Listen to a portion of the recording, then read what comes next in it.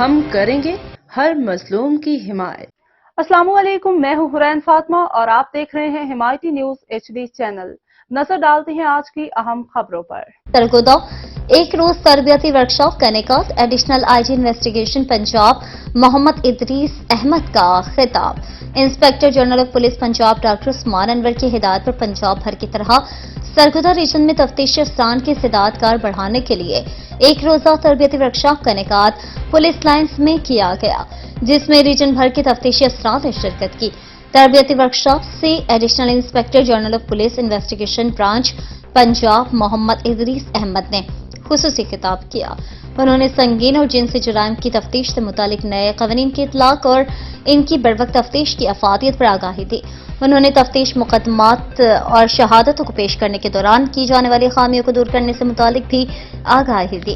تفتیش میں مزید بہتری کے لیے نئے قواعد و ضوابط جاری کر دیے گئے ہیں، جن سے آگاہی حاصل کرنا اور ان کے مطابق تفتیش کرنا آپ سب پر لازم ہے۔